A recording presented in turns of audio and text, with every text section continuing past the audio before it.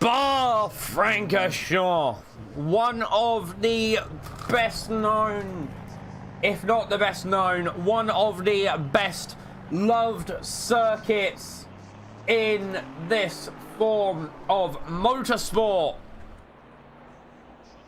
Circuit Spa-Francorchamps, everyone knows it. Many people love it, with mainstays such as Eau Rouge and Radion that you can see in the camera. With the extremely long pit lane as well, the longest in GT racing to date, especially on our calendar, because you have to take the entire F1 pit lane up to, well, everything really.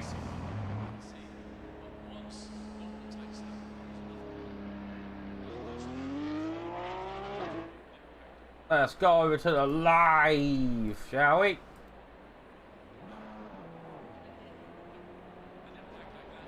You can have a look. So yes, Circuit Spa-Francorchamps, the cars are going out for quality, remember? Under ACC rules, 15 minutes of quality for the GT4s first, and then 15 minutes of quality for the GT3 machinery. Having a look up Eau Rouge. Now, we may have less drivers on the grid today. This is because that over-engineered sport known as Formula 1 is on now. It's been on for about an hour. So whoever's won or lost that, we already know, because that's how Formula 1 works. As we're just making our way off. I don't know if that was a GT3.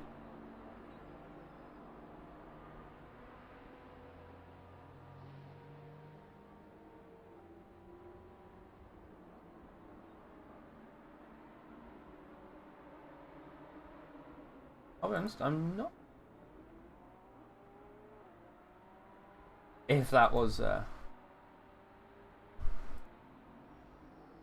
GT3 car there, but you know, we live and we learn as we're gonna watch for a car coming down La Source and round. It's one of those days today where it's a bit too hot for me to fucking. Oh, we're in the minute of free practice. That's handy to know, isn't it? We're in the 1 minute of free practice. Okay. Okay. We know this now. We know this. One thing is we've at the minute got 31 cars on the grid as well, so that is actually a surprise. I was expecting a few less. I was expecting more around the 24, 25 mark as we see Lee Taylor diving in for the pit lane. So we'll actually jump on board with Lee Taylor. Let's have a look. He's in the pit lane now, so if he doesn't tele-pit, we'll be able to see. So as you can see, he's running down the F1 pit lane. He will tele-pit. However, here you have to run down the entire pit lane, which, yike. Absolutely massive yike. Here is your GT3 grid as it's looking at the end of free practice. 21 GT3 machinery split into 3 classes: the platinum with the white number plate, the silver with the silver number plate, and the bronze with the red number plate. 22. As someone who I've not seen since Silverstone 4 Hours has jumped in the race, Ed Costetta. If you'll remember back to the Silverstone race, Ed Costetta started last in the pit lane and finished first in what can only be described as one heck of a drive. So we will see how he fares today. And then we look at the GT4, 11 GT4 cars.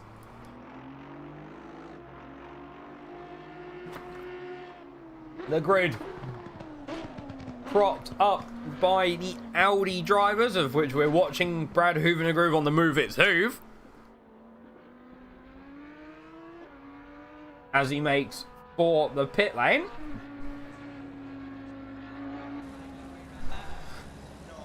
And the one person who we are seeing today as well is so that makes me happy. So with qualifying almost underway, we'll take a reminder to last race. If I can grab back.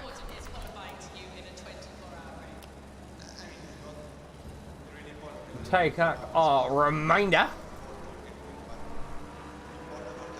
Because last race, the Misano round, it was very interesting.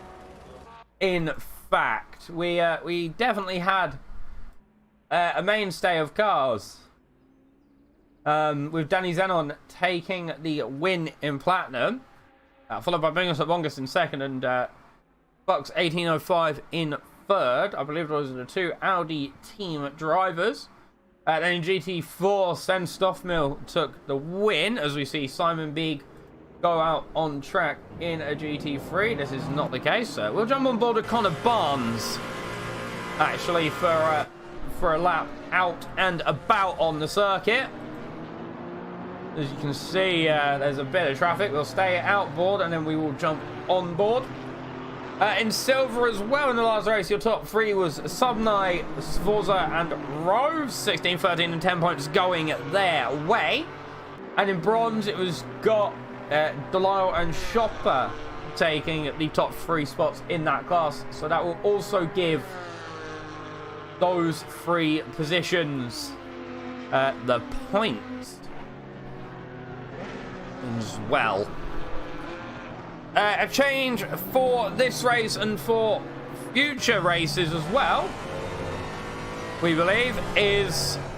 Oh, man, that was... He's lost it, so we'll jump back on board with Luca Den in one of the Audis. Yes, a change for this race is guest drivers are now allowed. Guest drivers, or if you remember back to the Skip Barber Championship, Lone Wolves.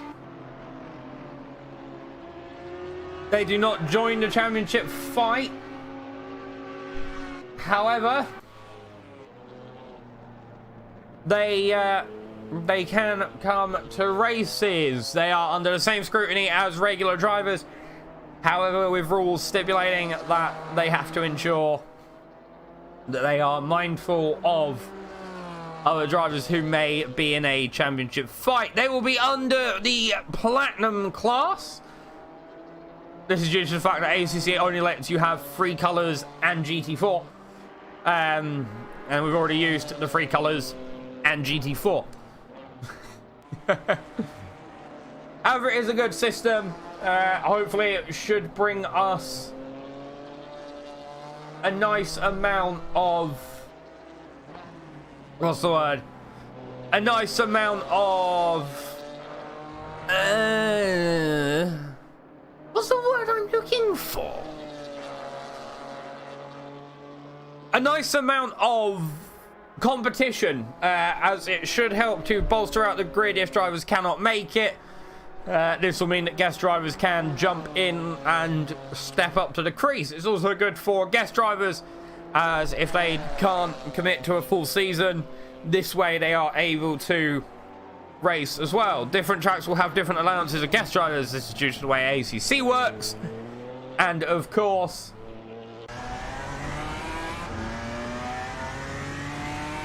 due to the way ACC works, or doesn't, as the case sometimes is, we will be seeing a different amount of cars. So, we're on board with Morten Angsman as he went through La Source at turn 1. A run down now. You want to duck behind that pit wall, get as much benefit into Eau Rouge and Radion. The compression, the lift, and the car goes light as you head through Radion. Take that curve on the inside. That's where the speed is. Now we're heading down the long straight, and this is where my corner names get a bit touchy.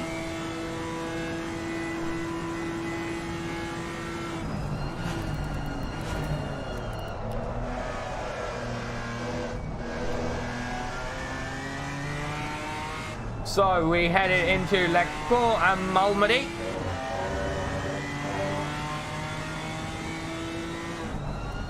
Now into Bruxelles. Right, you gotta make sure you hit that just right. Now we'll run down into what is now known as Speaker's Corner. However, it was known as unnamed for a long while towards the double gauche. Wee wee wee, double gauche. And then on the brakes, hit that first to make sure the car doesn't wash out to the left-hand side. Hit the second apex. Now you get the run down to Le Fanges. You nailed it. Another chicane as well. It's still very easy to get the car to wash out on the exits, which you don't want. Here you can get away with it a little bit more as we head into Campus and Stavolo. Again, you can see on the steering, Axman is just looking for the extra grip, as the first lap time to be set was by Langevin, the 2:34.337.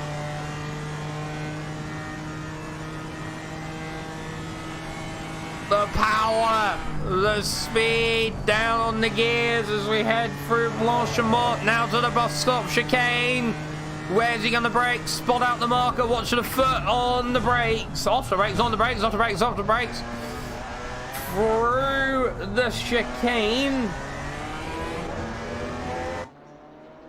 And that completes a lap at Spa. Now, the interesting part about Spa is you just saw Axman go across the timing line there. The rolling start's going to be interesting because you don't go at the timing line. You actually go at the start line down here. We'll spot it out on this lap. You'll see as he heads down the hill. Just in front there, as you saw the Total sign in the background. As he heads through. This man, however, is currently on provisional pole for GT4, Lee Taylor. And the number 84 Alpine, with a lap time of 2:31.572 as he heads past the car of Hatcher, who I realised after rewatching the stream from 2 weeks ago, I was calling Thatcher for the entire race. Whoops.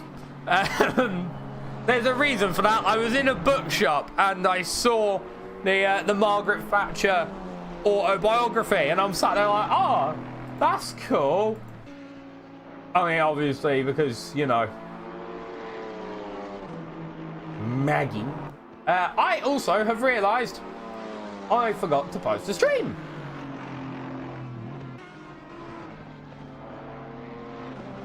There we go. I have posted the stream now. Very nice. Very nice. So, Lee Taylor still running in pole. Hatcher is just behind, 1.3 seconds off. He's not going to be getting it this lap, his best being a 2:32.8.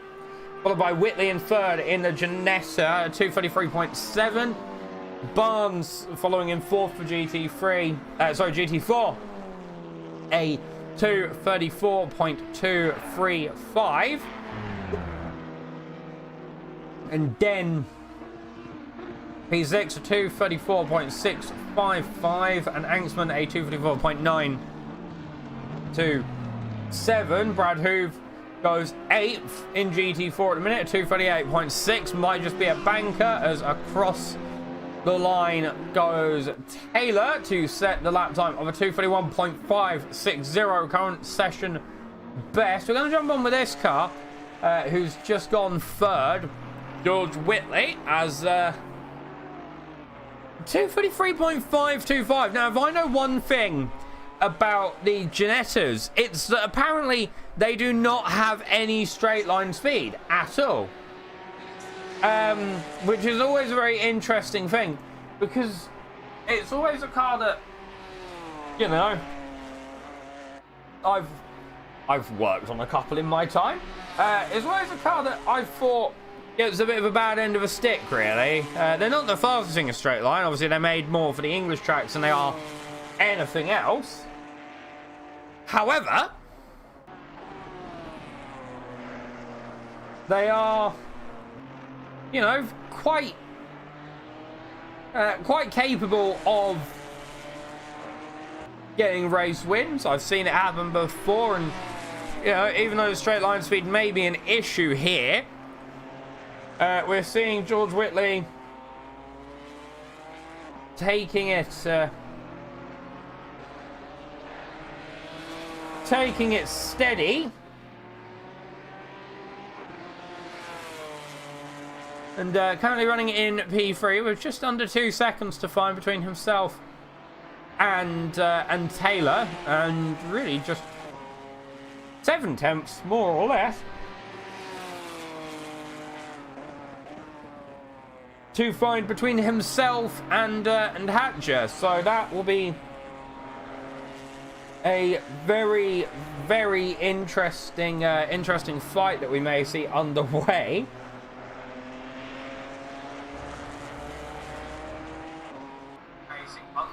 Ah!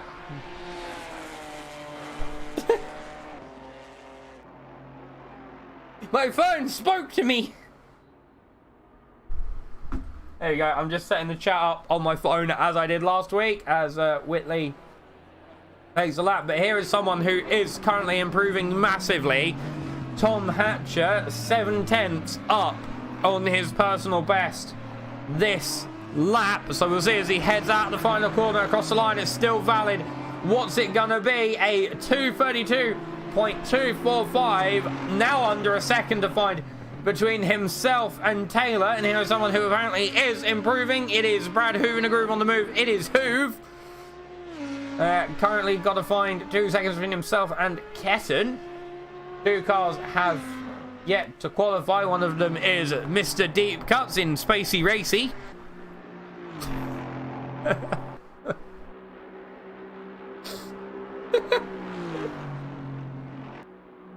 Oh man, Spacey Racy.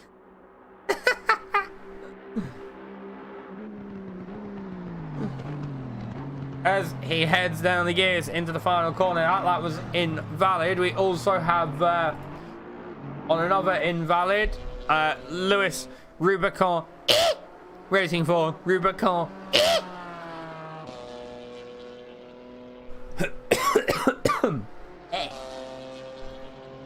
Sounds like an angry bee.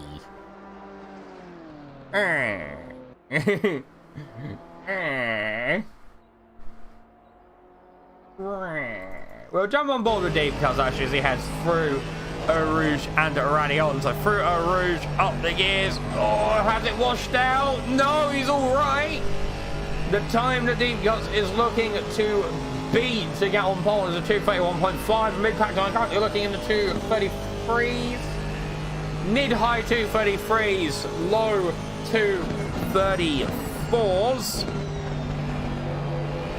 As once again in my chat, it is full of scam things. So there we go. Through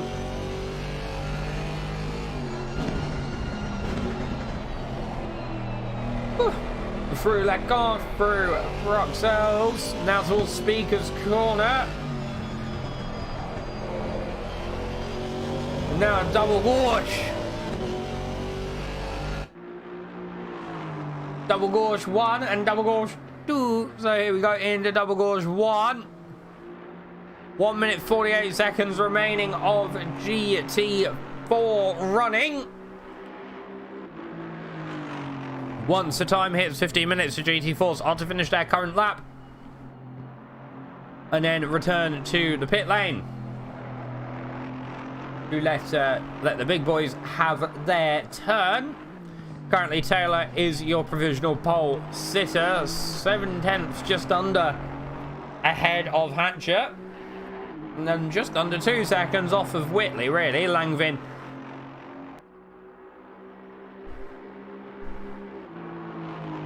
having returned to the pits.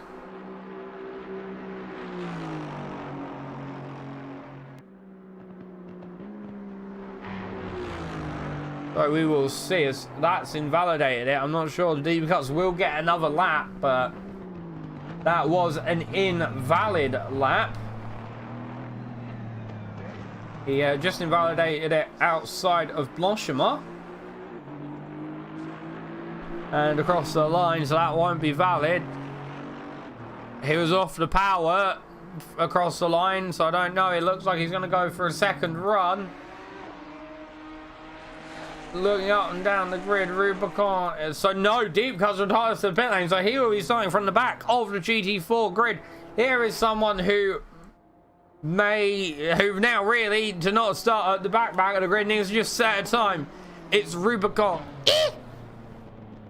For Rubicon team. As he heads out of the final corner across the line. What time is it going to be? It's a 2:37.560, exactly 6 seconds off of pole. So there is your provisional GT4 results. Taylor taking pole position, followed by Hatcher, Whitley, Langvin, Den, Barnes, Anxman, Ketten, Hoove, Rubicon, and Deep Cuts. Now we get on to the big boys. We get on to the GT3s, of which there's many. Here is someone who we will be very, very happy to be seeing. It's Pierre Moreno for Team Reverend. A livery that for some reason isn't working for me. Not sure as to why this is. However, Pierre Moreno, driver back. He was on the waiting list earlier on, and he'll be back racing in the series. Here is another driver who we'll all be very, very excited to see make a return to RP Series, hopefully for more than one race, but you never know. It's Ed Costetta.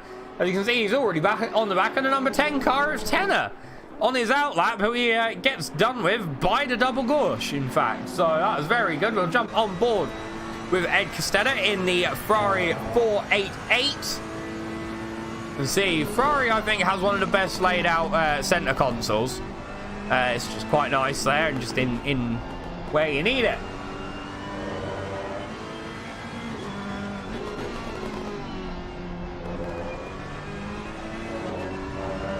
So we'll see the thing, Ed Costetta.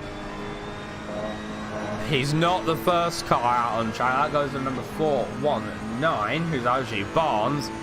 So on the go of GT3s, Ed Costetta is the first car out on track. So he will be setting the first lap as it is. As we get outboard, there is also a chance of rain in today's race. I do not want to jinx it, but touch wood. We see a dry race, mostly for the driver's sake more than mine, because for my sake, I love rain, because rain brings drama.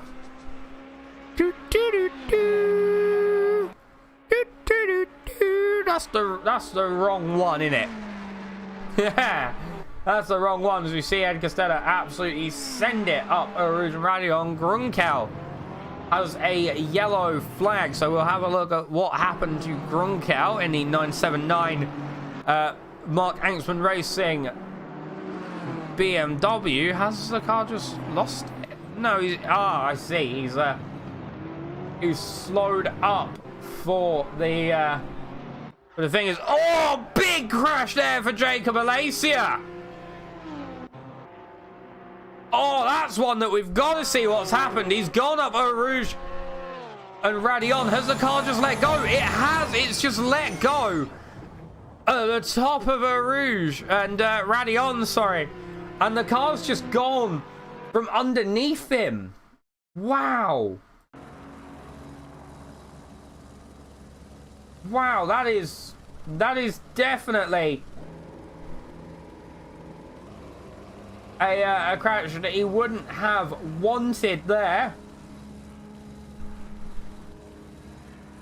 As that is going to put a dent in the team budget. Now we'll jump on board with Pierre Moreno in the Porsche.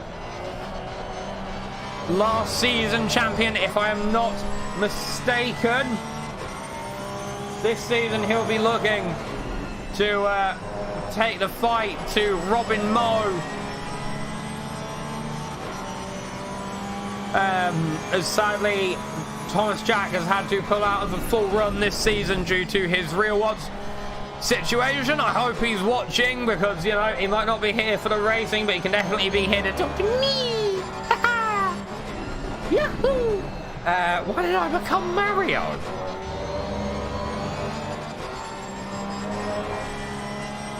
Pierre Moreno heads out of campus now onto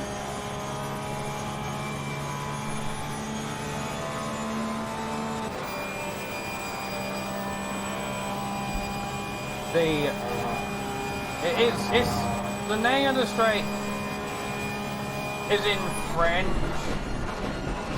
I'm afraid I don't speak French as he heads to the chicane.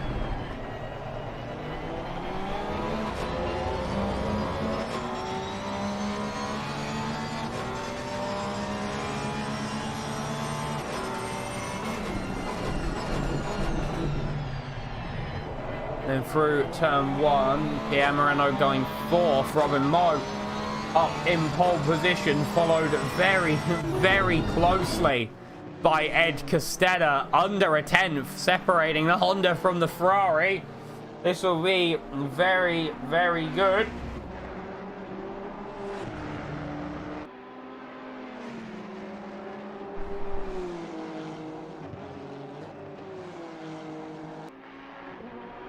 In fact, as through the double gorge for Robin Moe, he is improving 2.5 tenths this lap. As we see a yellow flag, I'm unsure of what this is for. It's Frederick Schoblem who's actually caused the yellow flag. I think he might have just aborted his lap time. Here is someone who is improving quite quickly. It's Renner Battenberg.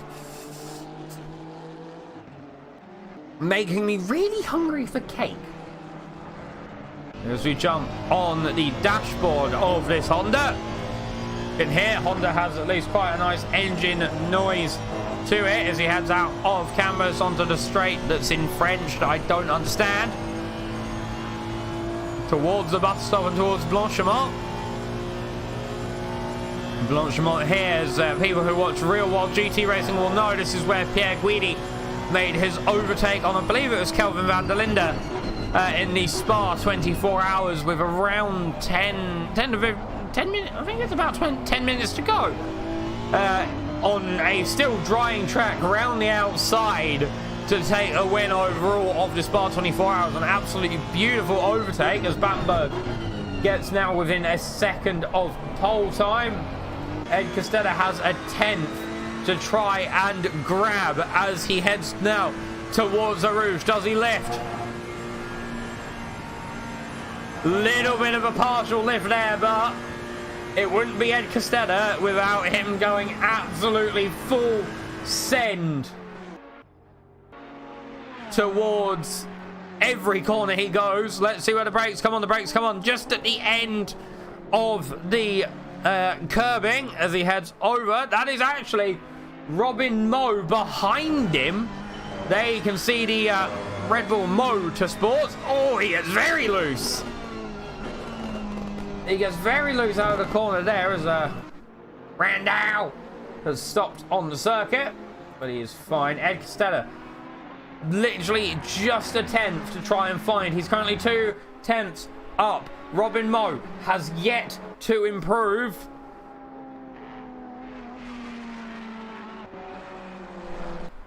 I think really for Ed Costetta, this is the best that he could have asked for, as he's still finding time through every single corner.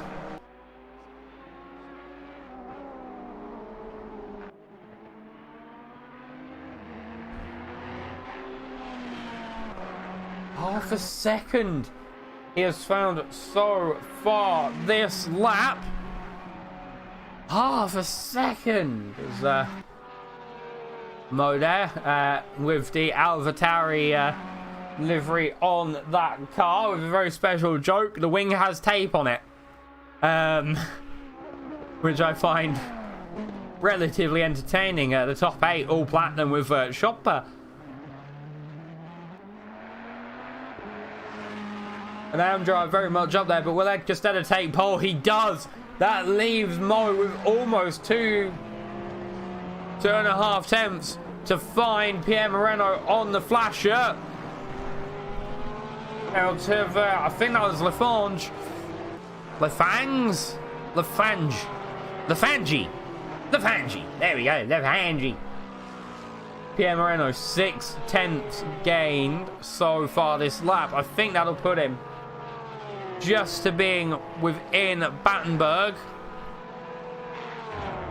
He heads through Blanchimont towards the bus stop chicane. Mounting the curb there. You might fail your driving test for that one, mate.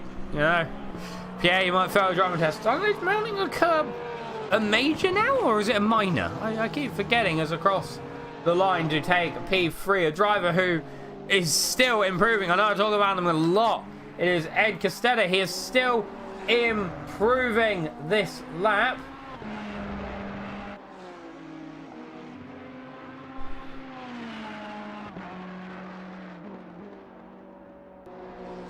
I'm just trying to look. Where is his improvement so far? He's losing out to Mo in sector 3 by about a 10th. However, he's gained 2 tenths already this lap. But we will have to see. He's gained actually, yeah, around 2 or 3 tenths this lap. But he's lost a lot of time through the chicane as he heads towards Stavelot campus. And pulls off to not invalidate, what's the word? I'll get it in a minute.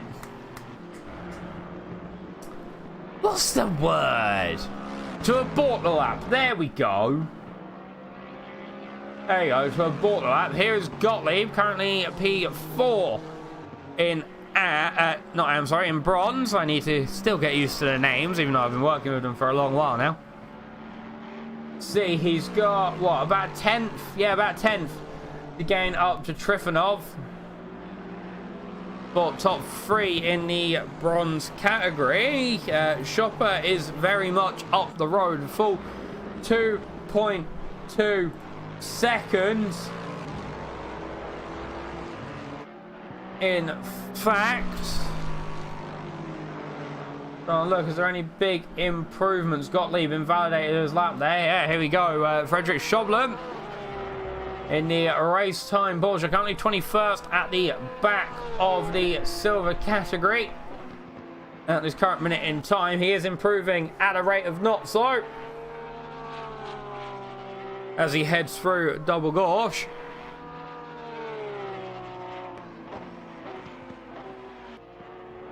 I think the Porsche is very interesting. Pierre Moreno set up in P3 in the Porsche.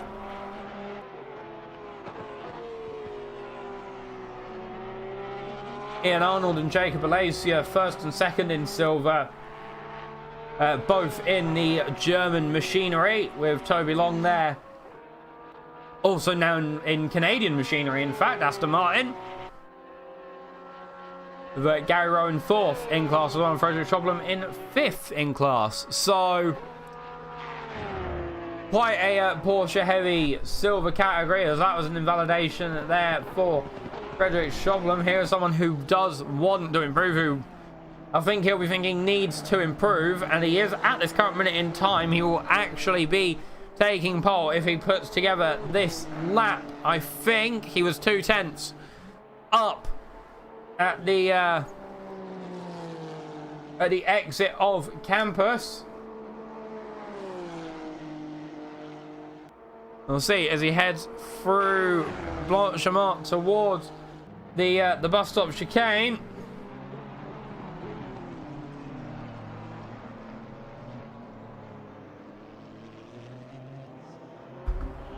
We'll see as he comes towards the line. It's 2 attempts to try and gain. They set the exact same time. 2:17.417.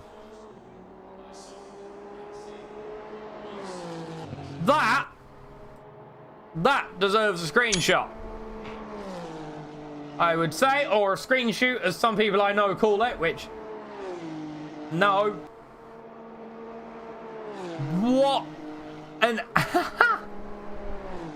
the battle for pole position overall is going to be very, very tasty. Ed Costella also up on time. Robin Moe also up on time. But Ed Costella is double the amount of time up that Robin Moe is so far. But he's also a lot more around the circuit as Danny Zenon goes off the circuit. Ed Costella is going down to the double gorge as well. Pierre Moreno, though, in the background being the silent observer. He heads through Blanchimont. He has 7 tenths, almost 8 tenths really, to make up, and he won't get another lap. He's only about 3 tenths up, 3 or 4 tenths, as he heads through the bus stop now towards the start finish line. The lap is still valid. He won't jump up a position, but he has cut down the time, and he should actually protect himself from this man here, Renner Battenberg, who beforehand was looking like he was going to take the time. However, here is the battle for pole position. An actual battle currently as it stands. Ed Costella will have it, I think, due to when he set his time first. Over knowing ACC, it's probably done alphabetically. As we get down the gears into the chicane, 3 tenths thereabouts as we head across the line. Improved 2 tenths. Robin Moe has to make up, which he is just about hovering around as he heads out of the bus stop chicane across the line. Is he going to get it? No. 1 tenth clear for Ed Costella. I think there's going to be a sigh of relief there. As even I was expecting a little bit of a... well, it is a tight competition up the top. 1 tenth separating Robin Moe from Ed Costella. That is definitely spelling some action for the race, as we are just with Daniel Fox, who I believe is the only driver out on track. There's also a number 10 car out on track as well. Tenor.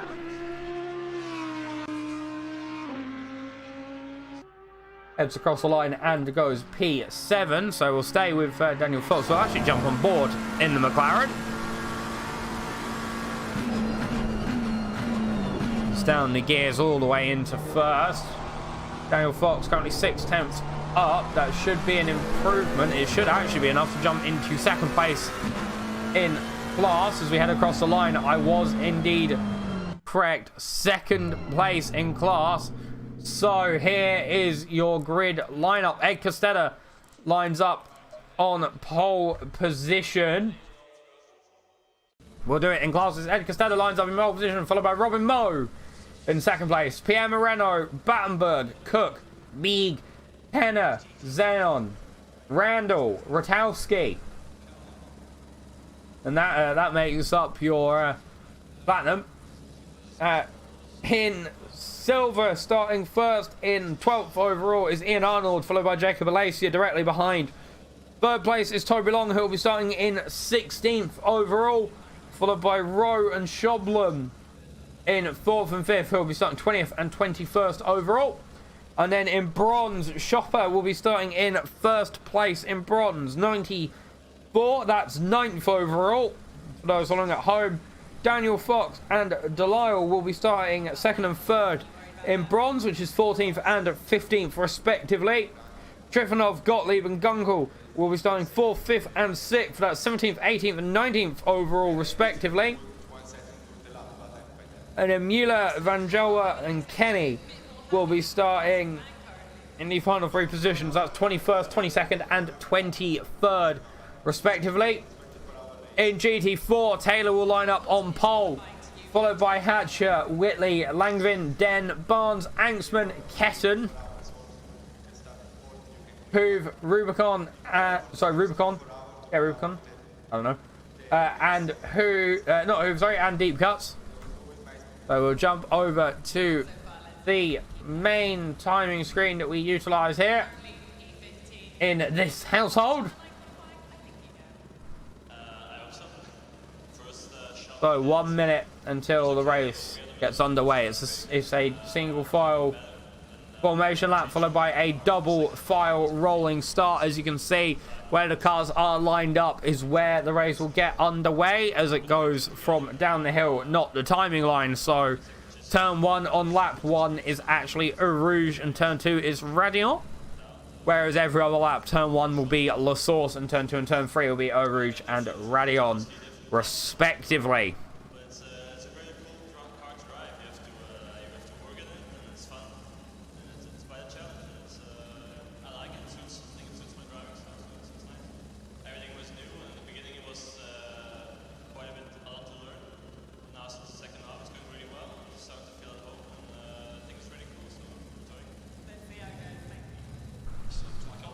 So you can hear the engines starting up as we have 10 seconds left on the clock. The track is green, so this is going to be very interesting. I think maybe the green track is the game trying to say that there was rain before the race. It doesn't look like there's any standing water about, so I'm just more so trying to explain why the track is green as Ed Costella gets underway.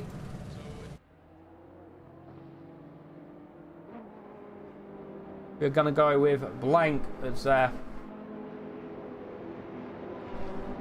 it gets a bit confused as we see Ed Costella running up and over the hill.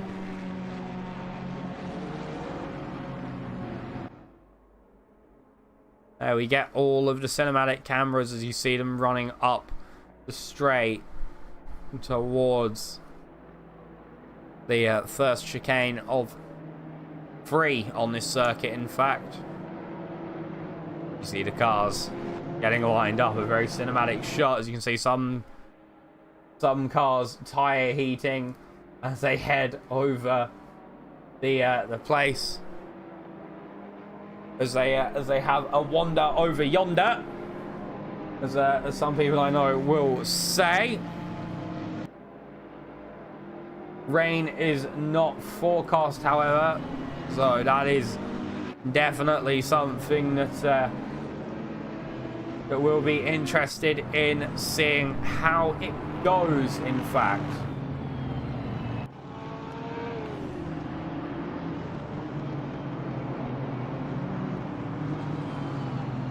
I don't know, it's going to be interesting to call in today's race.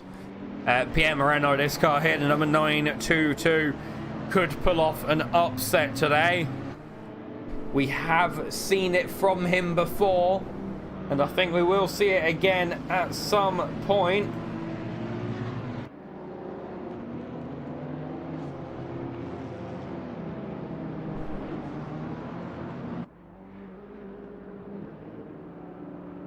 Be it today or be it well, hopefully today. I'd like an interesting look. Mo as well, the car 1 position forward from Pierre Moreno, will have pressure from ahead and behind this race already, as you see him rapidly heating up the tyres.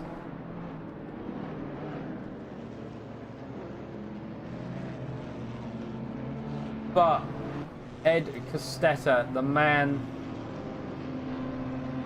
who should, I think he hopes at least, get away very, very quickly. And I think he'll hope to just stay there for the little while.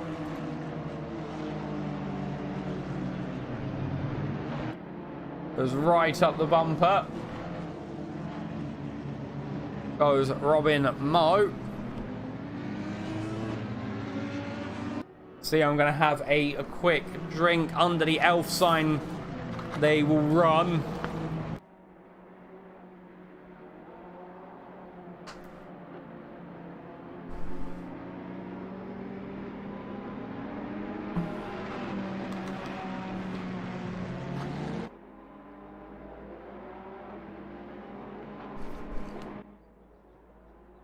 Get ready to go green. Cars will line up 2 by 2. You can see in the background the cars lining up 2 by 2, in fact.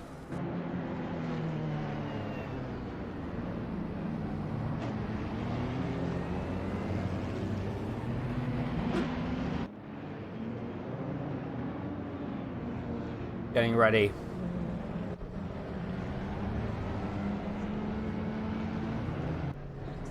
Or Mo, he'll get the outside. Pierre Moreno's on board as well, as you can see. He'll have the perfect measure of those 2 cars ahead of him. You get ready, there's Kyle cooking with gas as well.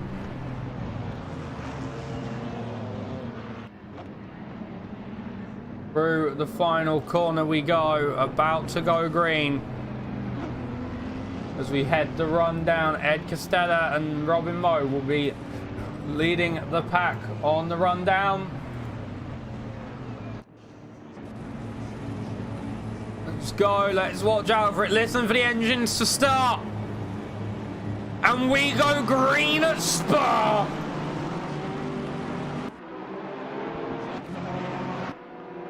Up the hill, everyone, I think, getting through Eau Rouge cleanly.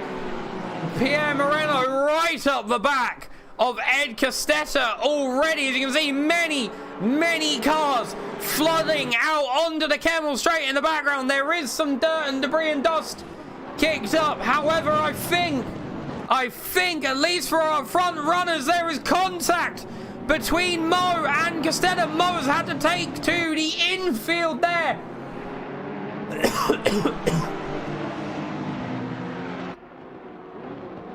To go round, as there is a big crash in the GT3s. The GT4s. What's happened? It's been a crash up the back on Whitley. He's gone round. There's big crash up ahead as well, as I think that was Trivanov off. And Hoove just sort of getting into Whitley a little bit there, in fact. That is going to be a very annoying situation. However, Robin Moe right in amongst it, as also further back. Many drivers getting in amongst it, in fact. Jacob Alacia right up the rear bumper of Ian Arnold, right behind as well. You can see Delisle under attack from Grungle, under attack from Mueller. 3 drivers all in the same outfit, all back to back, as Ian Arnold's gone off.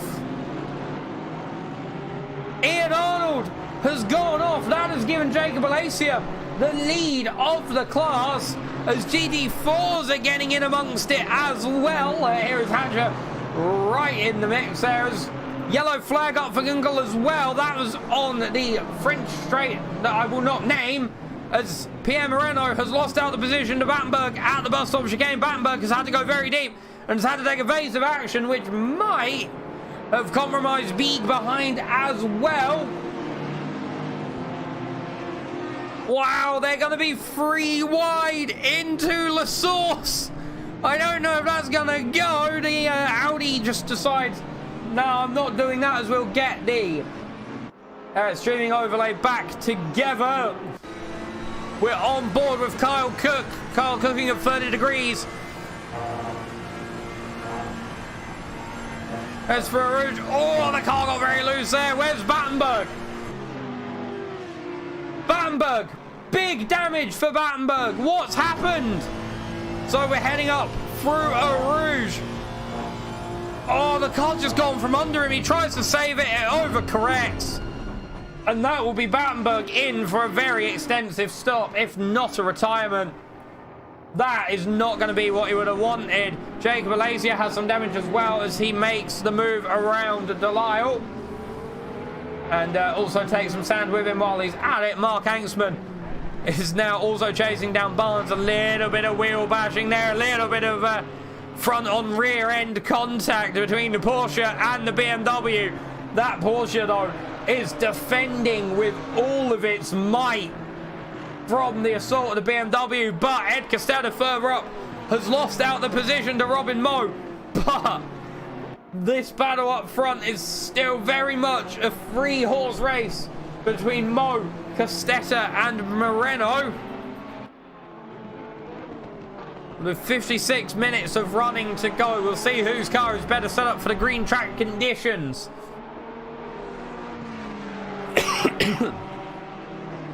As that can have an effect on the grip levels that the car goes under and goes through. We're going to jump on the rear wing of the Honda. There you can see the tape keeping the DRS closed.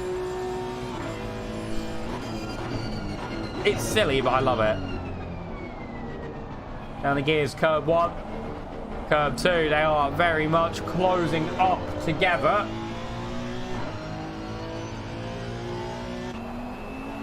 Going to head to this pack. In fact, the battle for P6 with Kyle Cook leading it. Actually, the battle for P5, really.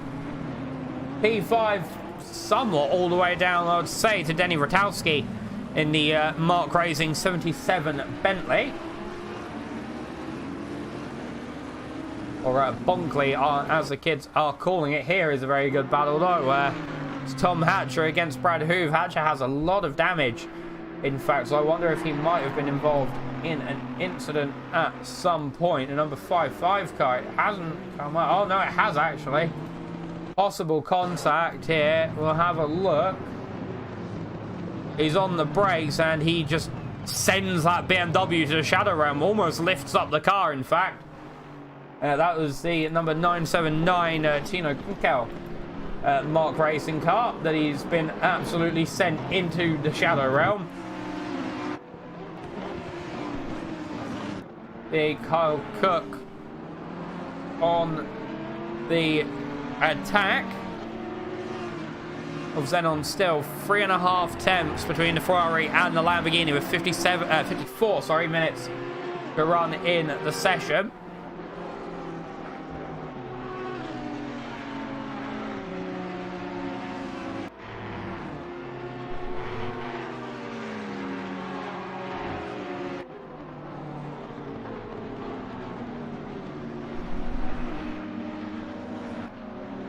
He had a yellow flag. I'm not sure what that was for. Could it? Then we had a contact. No, it didn't look like it. It's Morton Anksman, who looks like the yellow flag is for Jacob Alacia. Jacob Alacia's round. He saves it off the circuit, but we're gonna have a look at what happened. So here we are. The car's just gone from underneath him, hasn't it? Again, a case of trying to correct. I think he would have got that, but the rear tyres hit the grass, and that puts Jacob Alacia right down, more or less, to the back end of his pack, actually behind Ian Arnold, who had that crash on lap 1. Ian Arnold now running in third in class. Frederick Schoblum currently running in the lead of silver.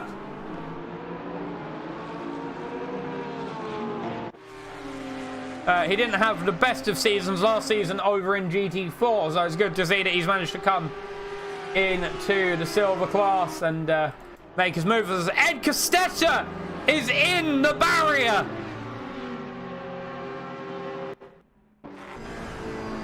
Upper Rouge. Oh, he just skipped the corner. There is a bump there in the middle, and the car's rear-ended into the barrier. What's happened to Chopin as well? Will we see? Is it going to be more or less the same thing? Yes, more or less it was the same thing. I'm not sure if that's going to be big damage then to the Audi. It looks like there is steering damage. He's having to hold the wheel at a bit of an angle to keep it straight. As Jacob Alacia, whoa, has to take to the infield. That's going to open him up massively to Gottlieb, and tripping off behind as Jacob Alacia tries to defend. I'm not sure why Gottlieb's slashing him. So this is the battle for position. Schober has gone back to the pits, and Kyle Cooking at 30 degrees is currently on the back end of Danny Zenon. Ferrari, red Ferrari versus red Audi. Who's going to come out on top? That will be the very quick question. With 51 minutes left to run, there's still a lot of time in this race to stake your claim. Because further down the field as well, Jacob Alazia has lost out the position to Gottlieb. Ed Costetta now very much behind as he makes the move on Mueller in the Bentley. Mueller trying to come back through campus, but it wasn't to be. Ed Costetta now 1.2 seconds off of Fox, up in P10 overall, until he'll then have about 4 seconds to gain up to Delisle. I know Ed Costetta's good, but this could be a tall order for him. Still, you never know what the weather gods may bring. You never know what can happen out on circuit. Ian Arnold trying to close up the gap to Gary Rowe. Up ahead.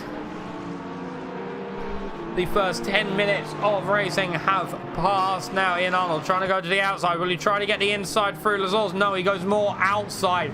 Maximise the exit and maximise the run down towards Arouge and Radion.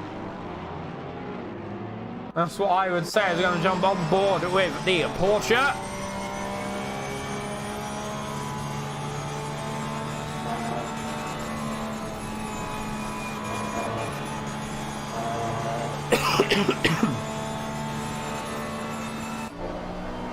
Kyle Cook also made the move on Xenon as well. We'll jump back in time a bit. Xenon tries to defend the inside through the first chicane, but then that gives Kyle Cook the inside through the second part, and then through Malady.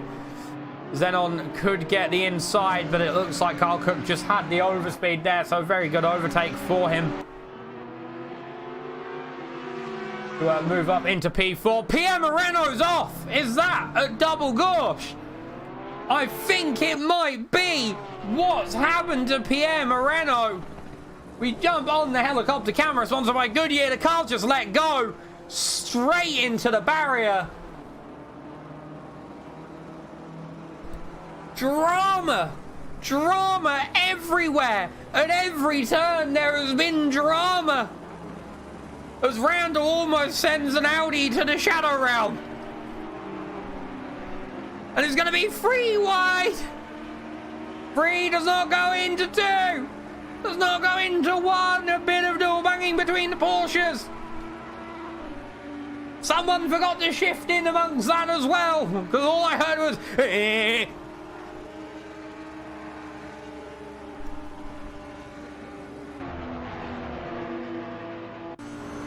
Tanner right on the rear end in the Audi. On the brakes, utilise all of that acceleration that the Audi gets. Pierre Moreno, I believe, will be going into the pit lane that lap, which, yes, he does indeed head into the pit lane, the lane of pit.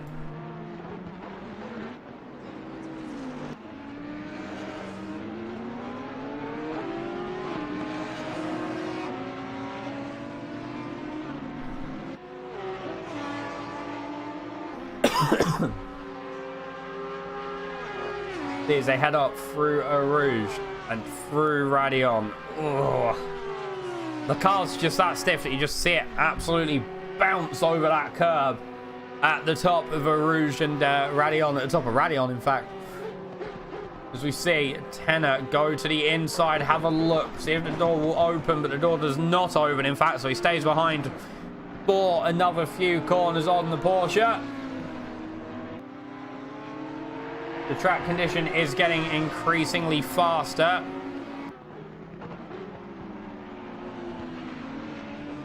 As well, some damage on the side end of the number 10 All In Racing Audi R8.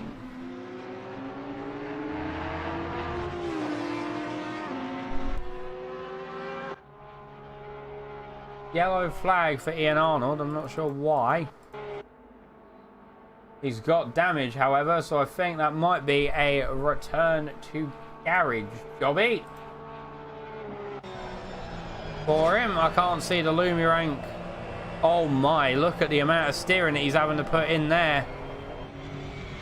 That is one broken Porsche. That is definitely one broken Porsche. And that is going to be the opposite of what he would have wanted today. 45 minutes as he takes to the skies yellow flag apparently for Jay Kenny. I'm not sure as to why. We'll jump back in time and have a look. Oh, has he kept out of the barrier? Well done.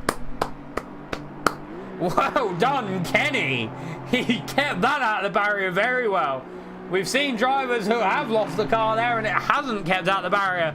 So very, very good on him to keep it out of the barrier. Now though, Ed Costello is chasing down DatHuski. Robin Moe up ahead, 6.8 seconds off. In the distance, the old BMW behind Ed Costello of Delisle as well. Ed Costello 1.1 seconds to gain, but here is the battle that isn't looking to stop yet. Randall against Tenner, Porsche against Audi down the straight. Randall goes to the inside, Tenner looks to the outside. We've seen this work before, going the outside. You just need to get the overspeed through both corners, through the inside, and then the overspeed through Milady as well. But oh, they're going to be dragged wide a little bit now towards Bruxelles. Who's going to come out on top? They are side by side. Randall will have the inside line through Bruxelles, but if the Audi can hold it, he could get the inside through Speaker's Corner. No! Randall hangs on for another few seconds, but has a bad exit out of Speaker's Corner. This could open up the Audi through double gauche. At the inside. Oh, I think the Audi just had to pull out of that just a little bit as Randall goes very, very deep. That should give the Audi the position. In fact, there's almost a drift. No, Randall comes out in front. That might be one that the Audi, never mind, they have a crash and the Audi's gone.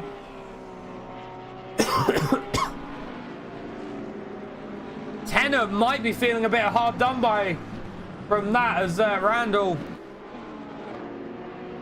looked to the off track and took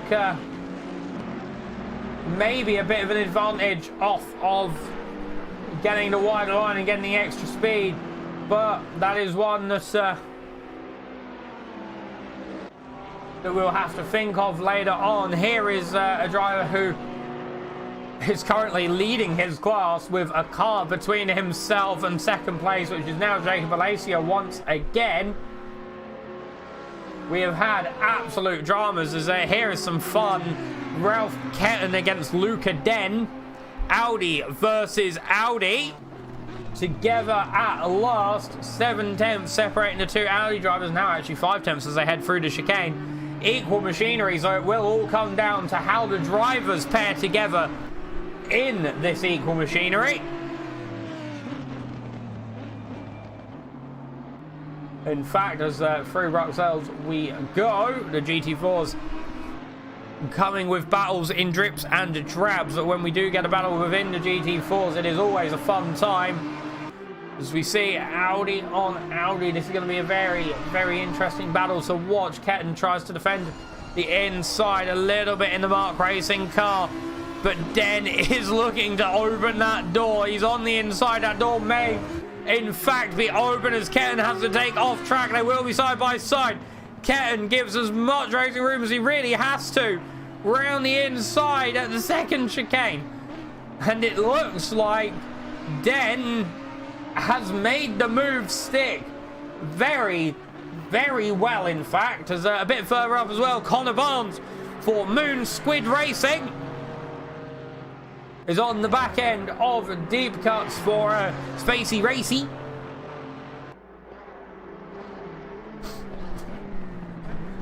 Spacey Racy. I don't know why that tickles me so much. As a bit further up, Ed Costello's already made his way up to 6th place. Now he's fighting on the back of Randall as well. He'll look. These two drivers have raced together for quite a while. Randall defends the outside. Ed Costello not wanting to make rash moves. Head out of campus, he will prioritise, I think, the overspeed as Randall goes very deep on the exit of campus. They will be side by side, but I think the Ferrari will just have the extra straight line speed, which, yes, he does. Randall slips back into the slipstream of the Ferrari, and now that is a 9.7 second gap Ed Costello has to make up to Zenon in 4th position.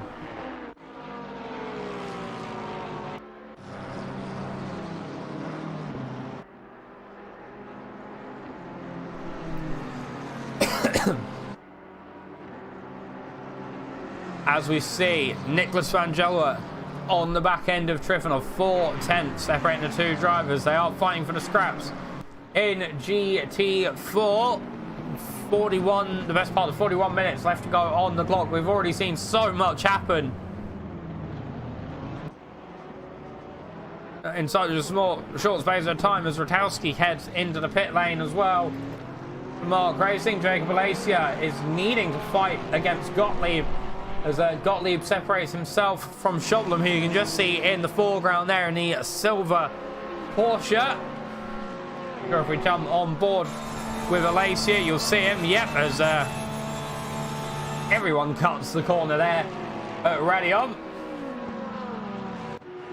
And Pierre Moreno, having pitted, is now in amongst the pack. He's in amongst it, boys, as he's fighting Toby Long. Now he's got a pack of GT4s. To get through for people not used ACC, the orange one next to the names means that is the amount of pit stops they have to make. Once they have made the pit stops, it goes green. Pit stops, tyres have to be done. Refueling is optional. However, you are allowed to do it, which means some drivers may be looking for the strat of going 2 by 2. In fact, a short run of fuel first, maybe for a longer run of fuel second, or just half and half, as we see Connor Barnes once again on the rear end of deep cuts.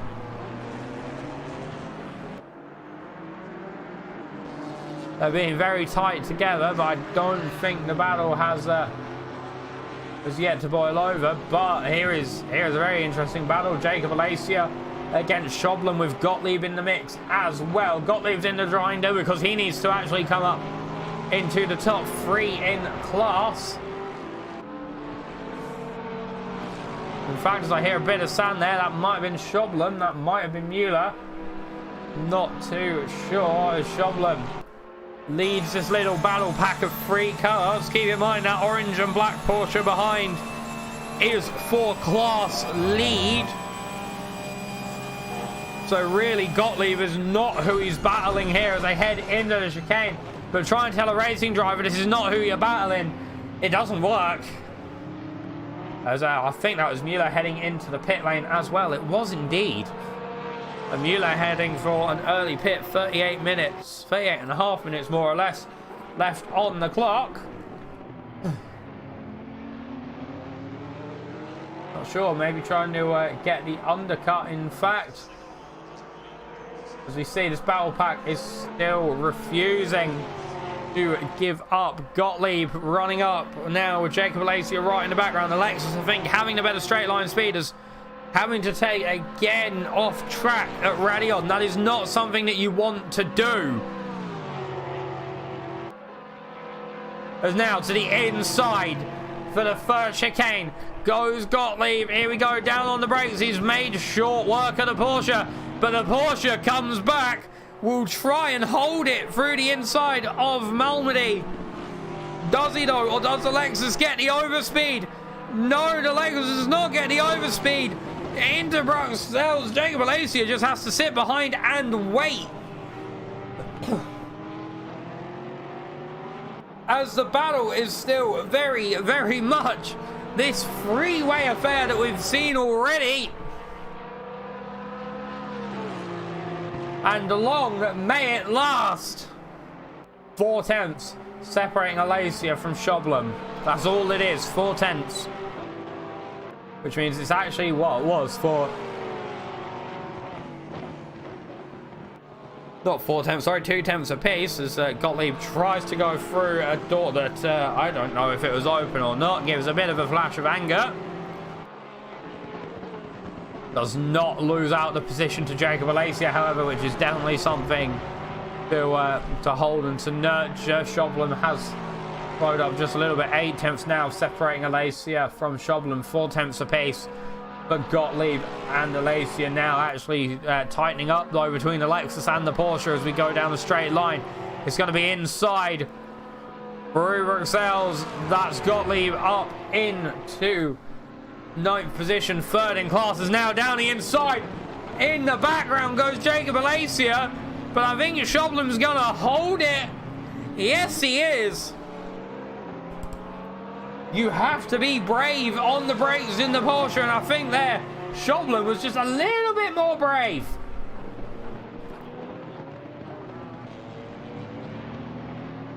On those brakes, in fact.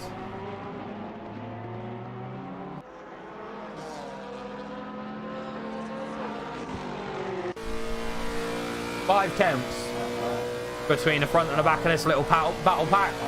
2 tenths between the two silver cars that we can see in the background.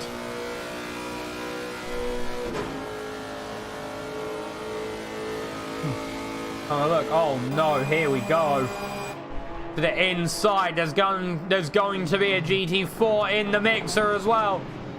Schobler can't really do much about it. The GT4 flicking the hazard lights on.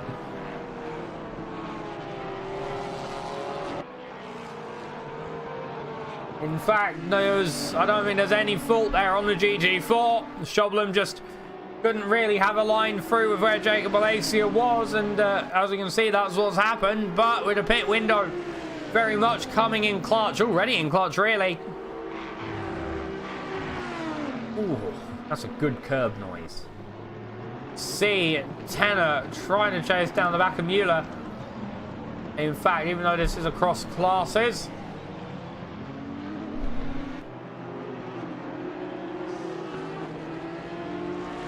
again, as I try and say all the time, try and tell a racing driver that.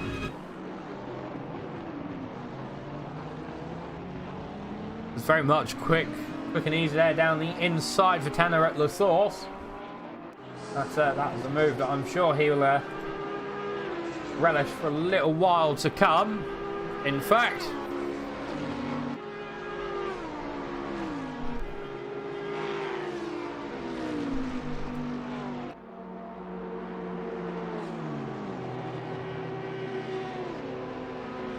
as we get the run down, Pierre Moreno is actually chasing down the rear end of that Bentley as well. I'll look around getting there as Angstman goes into the pit lane. The camera's not having a fun time there, so we're going to dump it away and head back to Pierre Moreno. In fact, there is also a GT4 in the mixer as well. Definitely an interesting one there. It is Hatchers down the inside through Speaker's Corner. Goes Pierre Moreno. Tanner right on the back end of Taylor. There, Taylor currently leading GT4.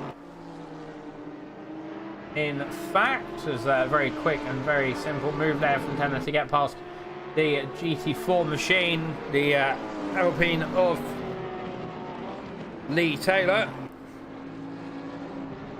Or the Gentleman's Lounge is too wide actually of Pierre Moreno. This is actually technically for position.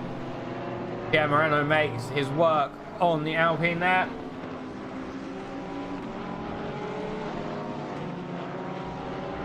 While it is technically for position, I don't know really if you would want to what's the word, to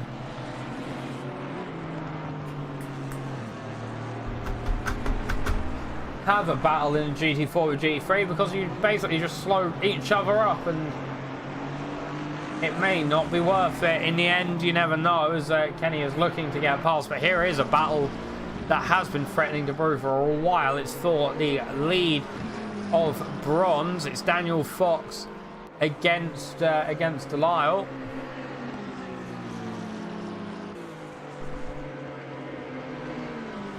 McLaren versus old BMW.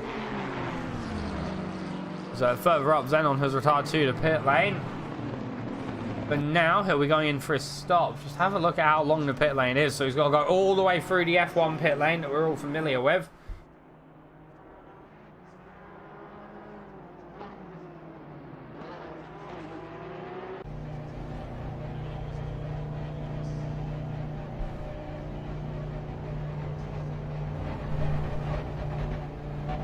Round the corner and then the run down the hill.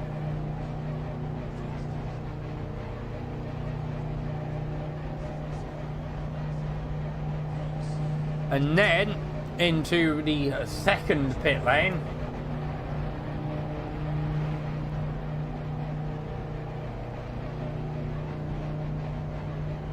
We've been in the pit lane 58 seconds so far, now a minute. In fact, so it'll be an extra 30 seconds, and then you've got the run all the way up. Minute and 7 just to get to the box.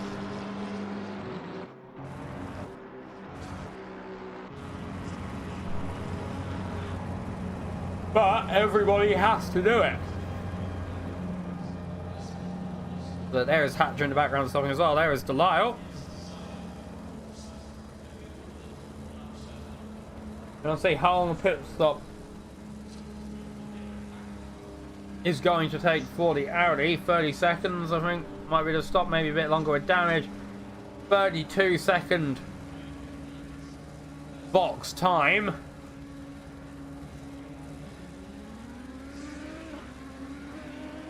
$147 to the pit exit line, but really I'd say 150. In fact, just due to how long it takes. The pit lane's getting very, very busy now with people boxing in.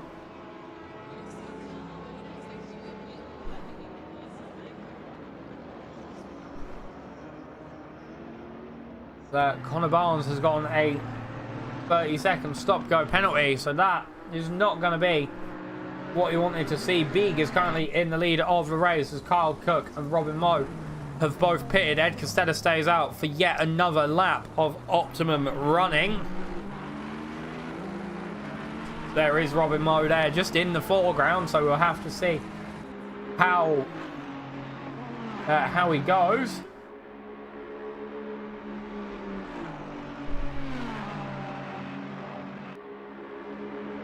Head up, Arouge and Radion.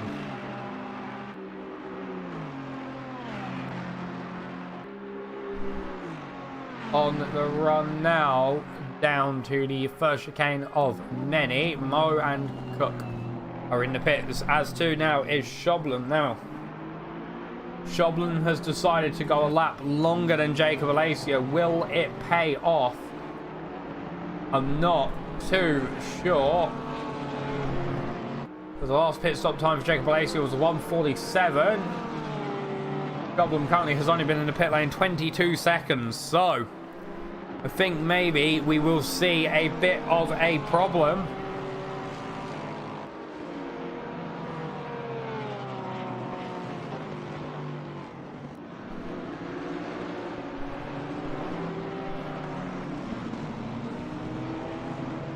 For Frederick Shoblan, who now just about has a minute left in the box. I think Jacob Alacia could snatch it as he heads over the minute timer. He has yet to actually box in, and that's an extra 30 seconds minimum. Into the pit lane he goes. Where he stops, nobody knows. Jacob Alacia will, I think, definitely take that position off of Shoblan. 20 seconds. It could actually be tight, maybe 27. I think, though, Frederick Shoblan is going to lose out the position. In fact, he's going to be sat there, you know, doing that thing in your chair where you just shuffle forward very much, just like, come on, come on, come on, come on, come on, come on, come on, come on, come on, come on, come on, come on. 7, 38, 39, 40. No, he's going to lose it out. Here comes the pack.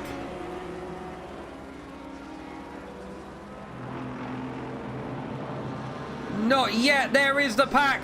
There is Jacob Alacia. Jacob Alacia gets out ahead in the pit stop. That is probably going to be absolutely soul-destroying for Shoblan, as into the pit lane as well comes Ed Costetta. Pierre Moreno now on the back end of Robert Delisle.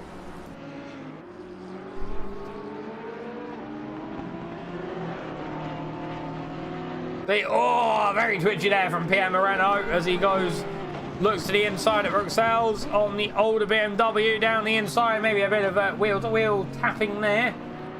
And Pierre Moreno makes the move. Gottlieb now chasing down the back of Mueller. This is a very big pack with Jacob Alacia in the mix. Contact between Whitley and Deep Cuts. Deep Cuts giving him the safety punt all the way round.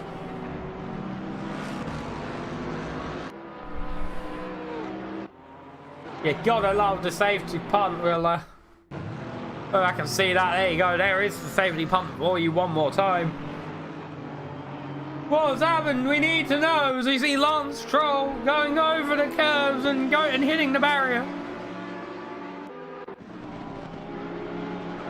Next on the list is Jan Tenner onto the back of Delisle. Platinum cars are slowly ordering themselves back through with 25.5 minutes left on the clock. Ed Castelli has taken his pit stop, coming out, I think by the look of it, in P7, P8. He is going to lose out the position to Kyle Cook as well. And he's lost out the position to Zenon as well, but I don't think he's going to lose out to DatHuski. So in P8, he will come out of the pits.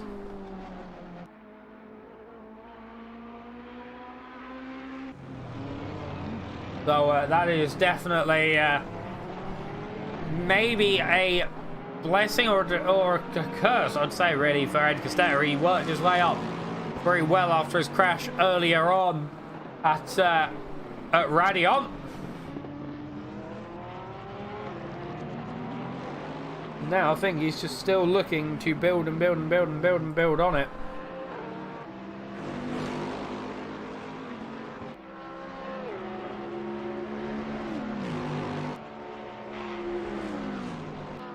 As we see, 2 by 2.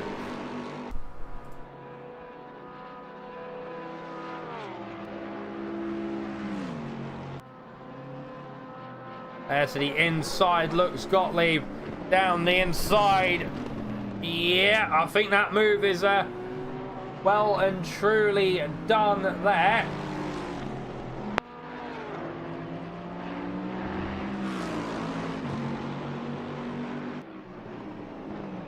Very good move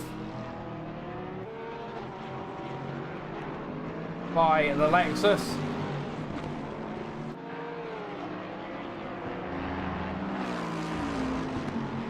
As my ACC race control has broken.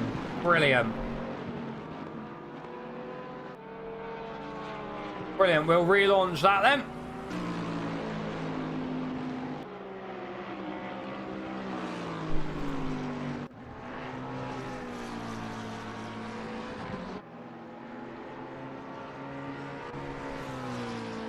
So what this is we get a view of Daniel Fox.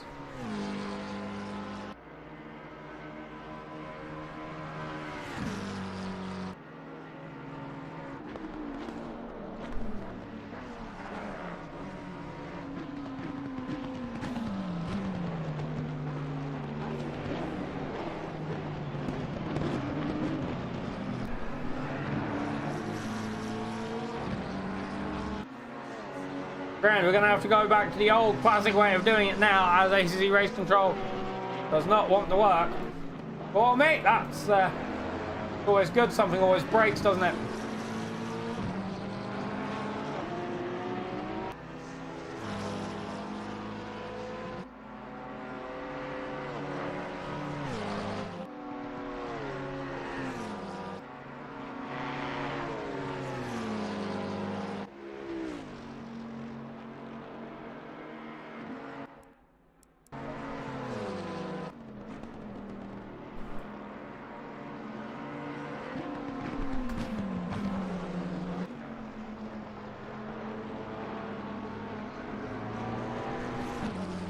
Brilliant.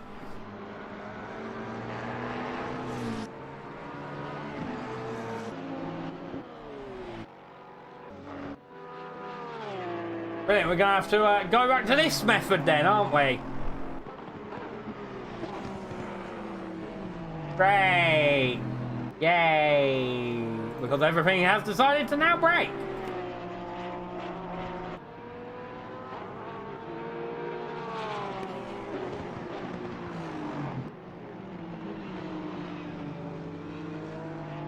Trying to fix it.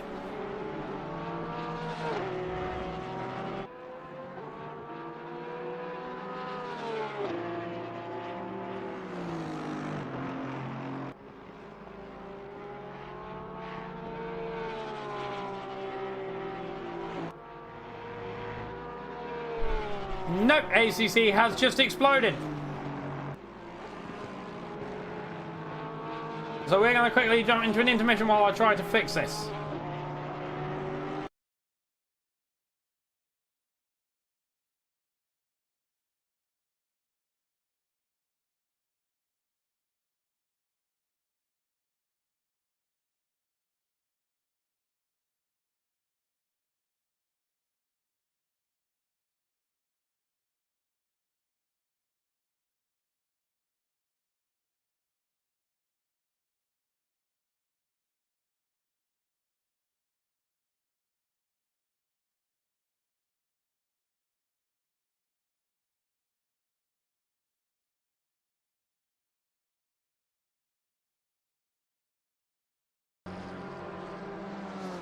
And we are back. It just required a rejoin of the server.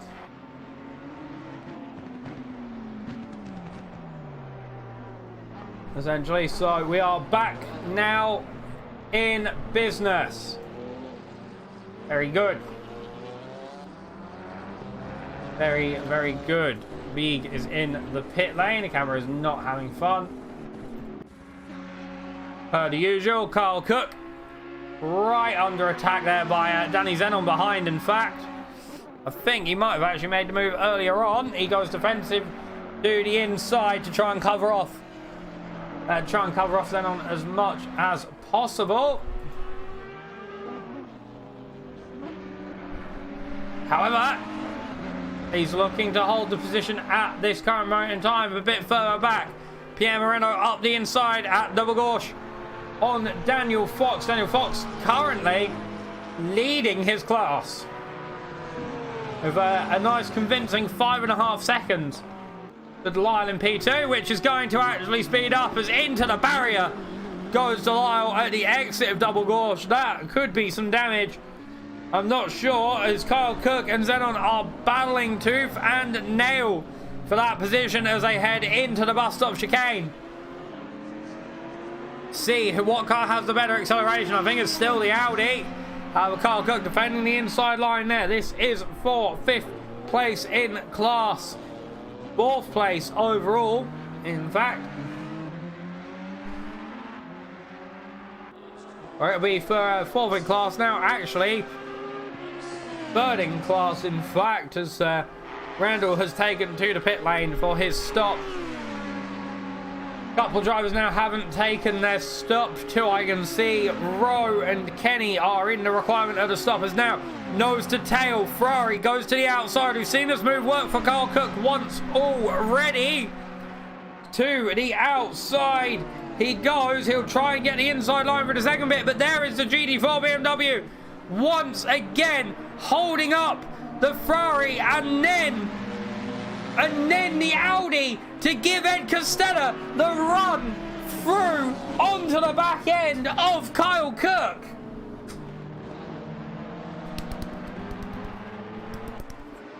Wow. Now, I know earlier I said that a car might feel hard done by as Daniel Fox is underground. That could be an internet cutout from the lead of the race. Daniel Fox has disconnected, which has given this man here, Robert Delisle, the lead of bronze with a convincing around 9 second advantage over Gottlieb, who is the car behind. But now into the battle pack, Ed Costella, Ferrari versus Ferrari. It's the bad version of Ford versus Ferrari. Not much happened. You just see Maranello making a car. Wait, no, that's just Rush, innit?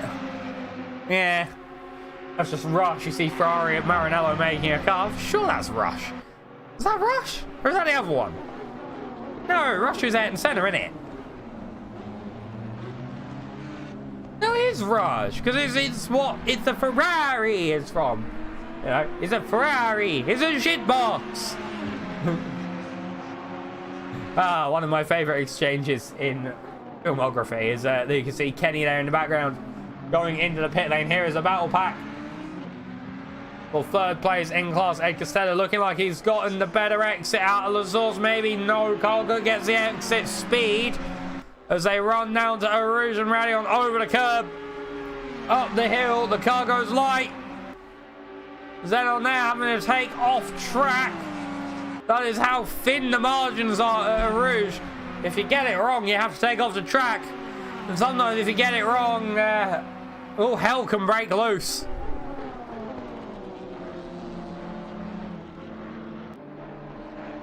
Oh, this is going to be a tight one. They're cool. Both drivers absolutely on top of their game at the minute. Ed Costello and Carl Cook both absolutely with it.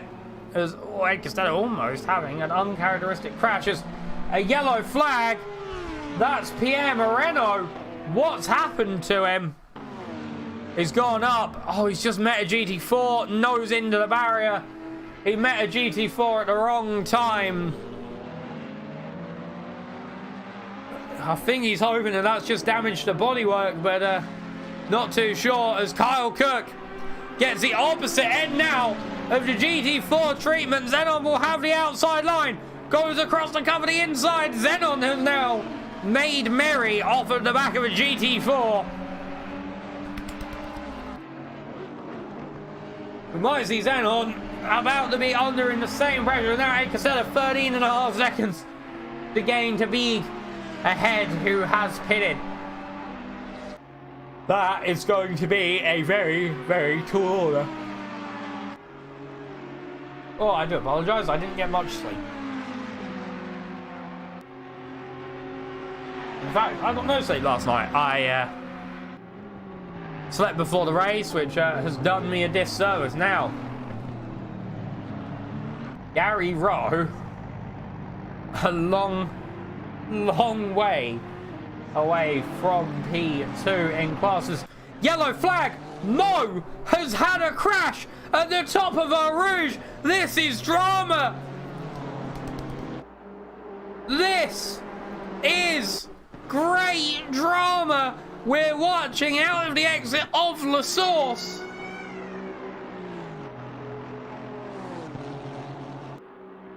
Robin Moe, from the lead of the race, has gone back to the pit lane. The car just did not turn. And he hit the inside barrier, bounced over the circuit to the outside barrier, then decided to go back for the inside arm go because it hadn't had enough. And that is now Robin Moe in the pit lane, which has promoted this man here, Simon Bieg, into the lead of the race.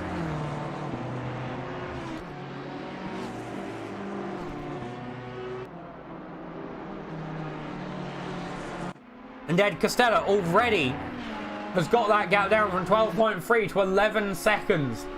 Not even in the course of a lap. Here is Delisle in the older BMW. Very nice to see, actually. I prefer it because it hasn't got the massive schnoz.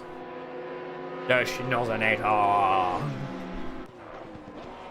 You could literally fit a small family inside the schnoz of the new BMW.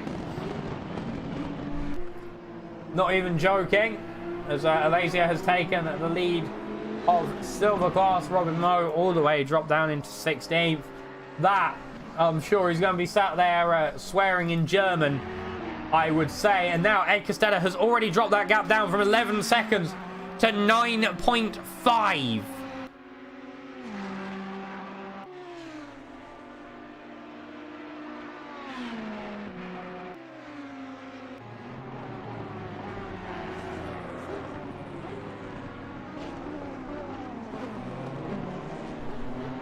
Wow. 9 seconds, probably more like 9.5 as he heads out of the bus stop chicane. 9.3 at the line. That last lap was a 2:17 for Costello. The last lap for Bieg was a 2:20.6.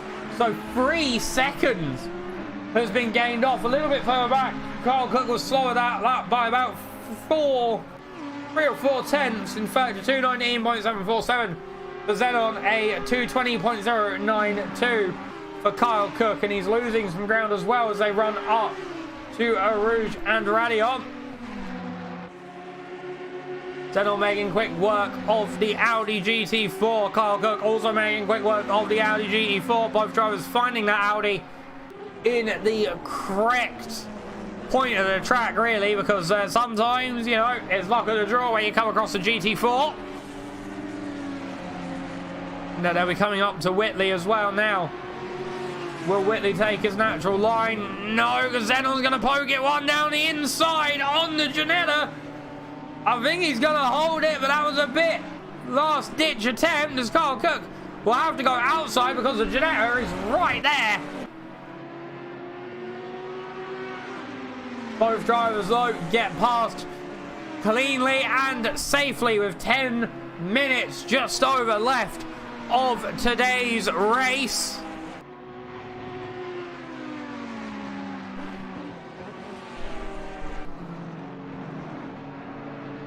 I think these two will be fighting tooth and nail for the win of today's race. I think Zeno might have actually touched the sand on the exit there, which is not what he would have wanted.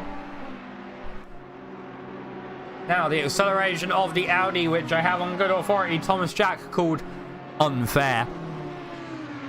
Down straight might help him out. There is Trifonov there in the foreground as well. He'll be under blue flags. The Audi has to take off circuit to get past. I'm not sure if he had to, but that was the quickest way past, I think. And he goes very deep at the bus stop, which is going to allow Kyle Cook right onto the rear bumper. Who's going to get the better exit? It's Audi versus Ferrari. Who's going to have the better acceleration? I think it'll still be the Audi. The Audi looks like he's held it towards turn one. Kyle Cook late on the brakes, right up the rear bumper of the Audi. Goes wide. The Audi gets away. Kyle Cook then spinning it.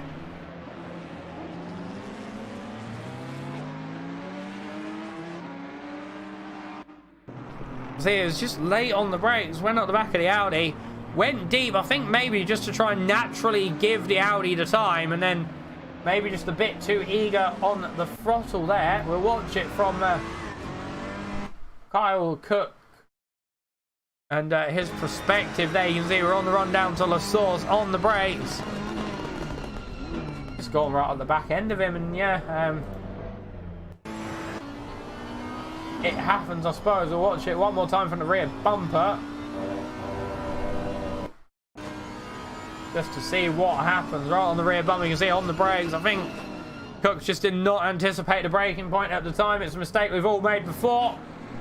No harm, no foul though, really, because Kyle Cook has actually given up a lot of time. In fact, 5.5 seconds he's given up, in fact, as here we go, bumper to bumper. It's Porsche versus Porsche, Alacia versus Moreno. These two raced under the same team in the Formula Pals, or Skip Barber, I think it was, a season or two ago. I think it's 2 seasons ago, the first season of Formula Pals. Could be wrong, and yep, these two duking it out, and Jacob Alacia has moved up into 8th overall. A bit further back, Toby Long is looking for the back end of Frederick Schoblem as well, with Rubicon in the way as well. Rubicon, because my coordinates are in French, my brain's gone, I'm French now. As, oh, that's big, that's a big off for Gottlieb. What's happened there to him? Oh, look, he's going through Boxells. And see, round the corner. The car's just let go on the curb and just nosed it into the barrier. That is not what you would have wanted, especially when you're chasing down the leader of your class.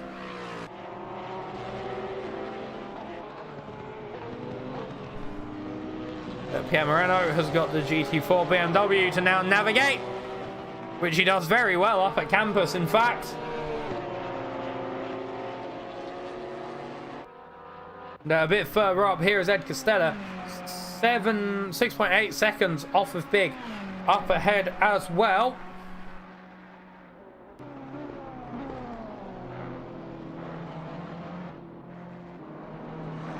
.8 with 6 minutes to go. I'm not sure if even Ed Costella can do it.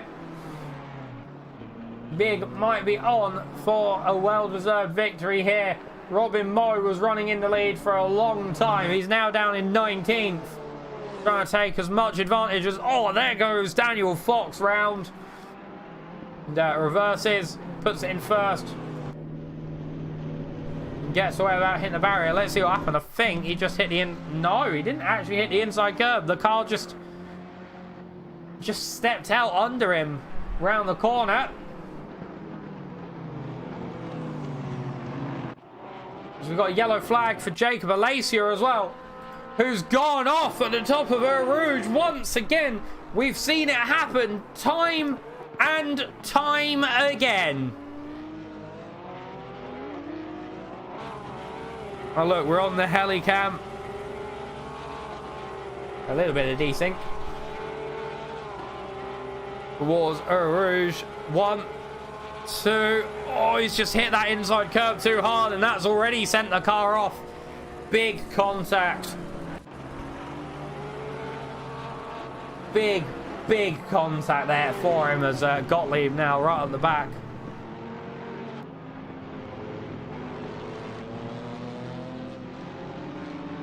ACC is having trouble.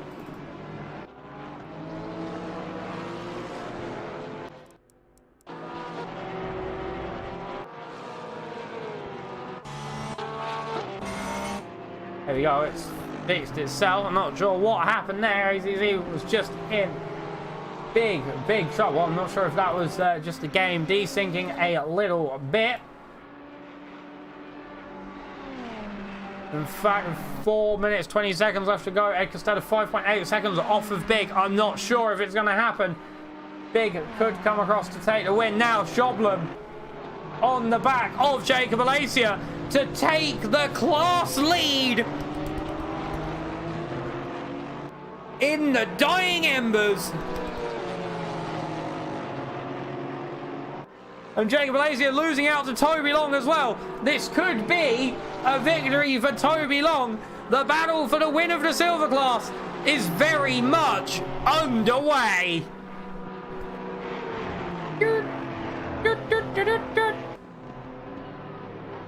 Sacks in it.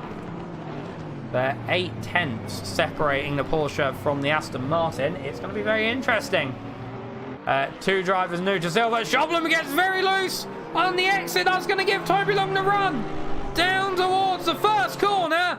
Toby Long has made the move into the lead of silver.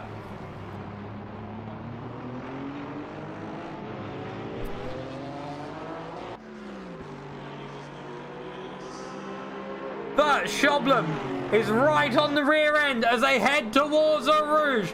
Right on the bumper of that Aston Martin. Up the track they go. I think someone gets a better run, but I can't quite see who. The Porsche has dropped back to 5/10, half a second off. As we now head towards the first chicane of many. There's not many laps left, 1 or 2, depending on where Big is around the circuit.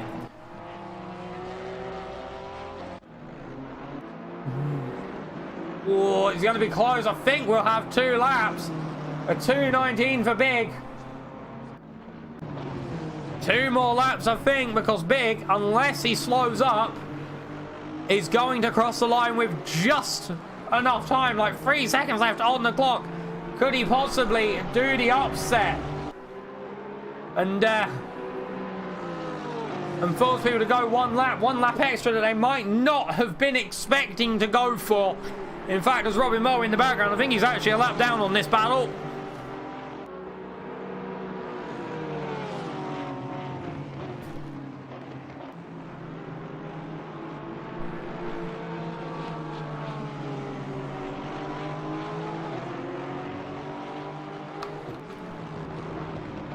There's Schoblum 5/10 off, still half a second.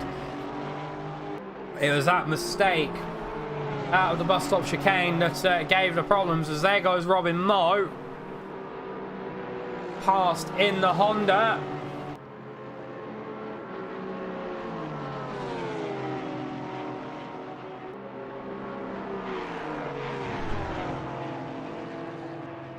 Not sure how many laps we will have left. It is going to be very, very, very tight. up ahead. What is Big going to do? Is he going to make it so then we have 2 laps left? It's almost contact at turn 1 between Mo and Long. Shoblum has been able to open himself back up as Jake Relacia dives to the pit lane. Shoblum now could be a proper contender for the win of the class, as these drivers head on to what could be their final lap of the race. I think it will be. In fact, we'll see if Big slows up. No, it's gonna be an extra lap. Big, it looks like he has no intentions of slowing up. But who's that in the background? It's Ed Costetta. We will check back in with that battle very shortly, as it will be one more lap, maybe. Yes, it will. One more lap to go after. One more lap now. The timer has stopped. But it will be a final lap. The win for both Platinum and Silver could be on the line here. Definitely Silver. Not sure about Platinum. 1.7 seconds separating Ed Costetta from Big in the Platinum class. 4 tenths. 3 tenths, in fact. Separating Shoblum from Toby Long. As we're on board, down the brakes, down the brakes, down the brakes. Get over the curb.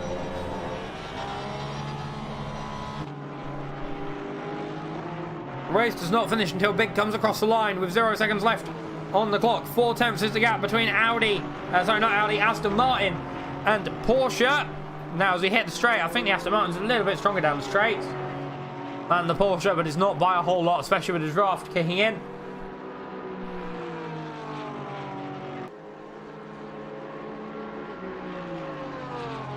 See, down towards the bus stop, taking as much of that left-hand green Astro dirt as you can. It's stayed dry this entire race, which will be a blessing, I think, for a lot of the drivers.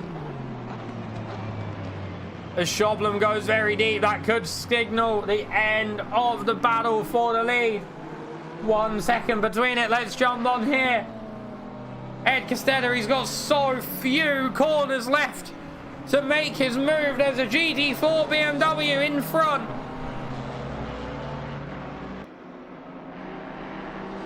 But no, Big gets his line.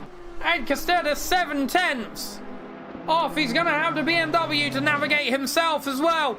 He's looking 5 tenths. This is going to be so close. It's going to be in the death. Could we see Ed Costetta do a very uncharacteristic dive down the inside? He looks to the outside on the brakes. Who's going to come out on top? Ed Costetta looks to the inside. Who is he going to come for the win? I think it's going to be Big as we come across the line. My voice absolutely exploded. That could have been anyone's at the final corner. Ed Costetta finally going through to take second place. Big coming through to take the win. What a dramatic finish to the race. Look, we'll see it again. Ed Costetta looks to the outside to try and grab the inside. They have a bit of contact. Big gives him the room, but just gets more power on the exit. And that was enough to seal it for Big. What a race. Wow.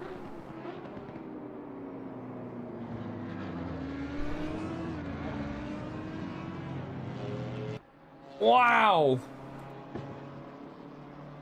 That was something special around the final corners.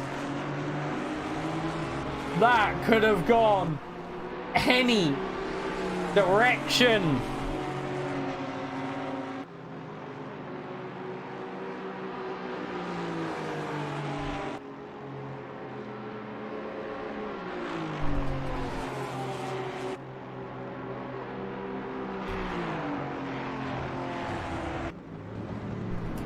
You see other cars coming across the grid.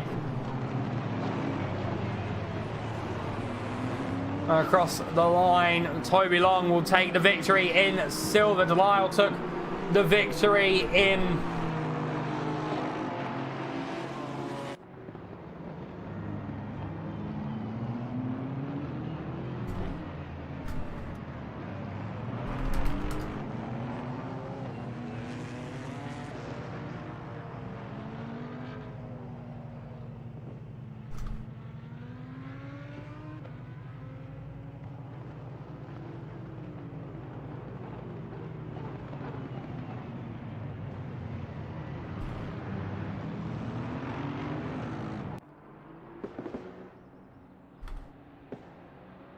Wow. And in amongst all that as well, Lee Taylor took the victory of GT4.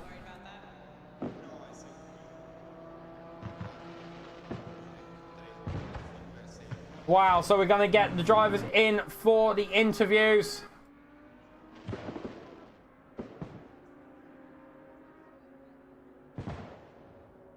So, here is your final finishing order in class. So for Platinum, Big come across to take the win with a 2/10 gap between himself and Castella. Zenon came through in third, Carl Cook in fourth, Randall fifth, sixth was Ratowski, seventh was Jenna, eighth was Moreno, ninth was Mo. And Battenberg did not finish the race, having suffered that massive crash at the start. In silver, Toby Long came through to take the win, followed by Shoblam in second, Gary Rowe in third, Jacob Alacia fourth, Arnold in fifth.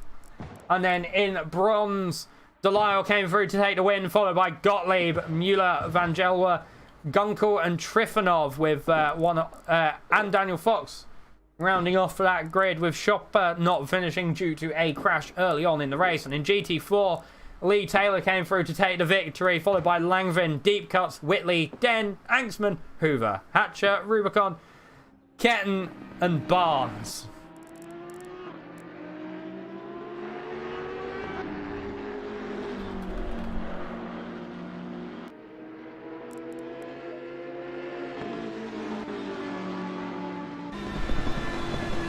So, as the drivers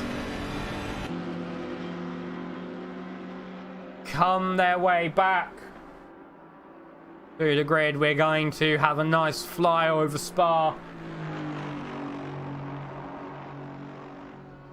where we see BMW down there having a fun time doing donuts. The marshal is going a bit mental, like, he's a slow car, be careful, it's a very slow car. And off he goes. Second I come over with a drone camera, I've got it on controller, so it's a lot slower, because if you speed it up, it is absolutely insanely quick as we get a fly over here. Very cinematic camera while I wait for people to get ready to come into the interview room. Go onto the basic card, you can see the stream there that runs through. It's Rouge.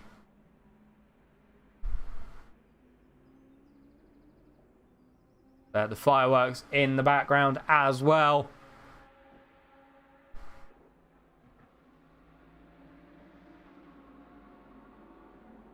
See a few cars driving about. One of the BMWs, another BMW as well, I think that is. No, it's a Bentley, I believe. In fact, as we head over to the paddock, see if anyone has joined into the commentary booth waiting room. We have indeed. So we'll grab Lee Taylor first in the GT4s, having taken the victory. Hello. Oh, hello. Well, a win in GT4. I honestly don't know much about the Alpine, and I'm a bit surprised to see it up the front, because it's a car that I never really see there. I love the Alpine. The Alpine's a super little car. Hates straight line speed, but it's a super little car. It's like the KTM. And how was? Sorry, carry on. Sorry, go on. I was going to say I was a bit surprised that I had such good pace at Spa compared to the cars. I was like 10k down on the straights to nearly every car. And Spa, one of the probably one of the harder races for the GT4s with the traffic. How did you find it? I found it pretty good actually, because it's such a long lap. It took a long time. It took about half the race for them to get to us. So the second half of the race, I had quite a few overtaking me, but the first half was okay. And being 10k down on the straights, does the Alpine make it up in the corners? Was that where you were finding your time, or where is the Alpine strong? It's not very good in a straight line, so what I do is just whack full wing, and you just try and drive to its strengths, which is cornering speed and braking. It's especially good under braking. So you gain quite a lot of time with the brakes and obviously through the corners. So I just whacked full wing on it. Even though it's Spa, I just went full wing. Just drive, go to the strengths of the car, really. And the race win under your belt, how are you feeling for the rest of the championship? Are you going to try and mount the GT4 title fight? Oh, definitely, yeah. I'm looking forward to Nürburgring the most because I remember having a really quick race in the Alpine there before in the past. But the other tracks I'm not too sure about. Well, you never know until you get to the tracks. Either way, congratulations on the win, mate. I'll let you get off. Who knows? Maybe next time could be another win. Let's hope so. Cheers, thank you very much. You too, mate. In a bit.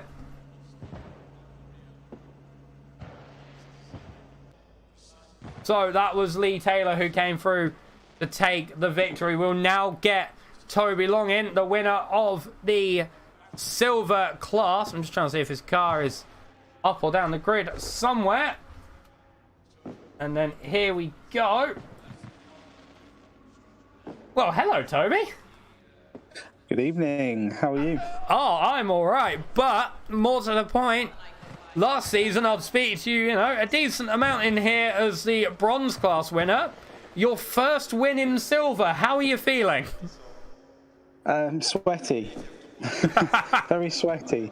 It was pretty intense, to be honest. And it only really came together in about the last 10 minutes, I think it was. I was pretty unsure where I was really in position to things because I qualified all right in, I think, overall 13th, which was probably where I was expecting to be. But then whilst we were in the little waiting for the session to start for the race, my audio went down and I can't race in the silence. I need to hear the engine. So I had to reboot the game, and that put me to the back of the grid behind the GT4s as well. So I had a quick strategy change. I pitted at the end of lap 1 so that I didn't get caught for too long behind the GT4s and potentially get impatient and end up causing pile-ups left, right and centre. So I came out with a load of clear track, which was nice. And then I just had to keep my fingers crossed that A, my tyres would reach the end, and B, that there was no rain to force me to make another stop. So in the end, it turned out all right. A couple of good battles with Joblom for about the last 15 minutes, and the only thing that helped me get past him was a little wiggle after the very last corner from him on one of the laps, and that was it. That was the only thing between us. So that was a very good battle, and I don't know how it happened in the end, but I got there. And talking about drama, quite a few drivers, I think it's fair to say, had problems, especially with Arouge and Radion, but we saw crashes elsewhere. Did you have any scary moments around the circuit, or was the car, pretty happy just to take what you were giving to it?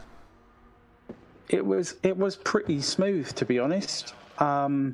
It was pretty smooth. I had one moment where, again, quite near the end, and I was like wheel to wheel with Joblum, just going around. I don't know what turn it is, but it's the one at the end of the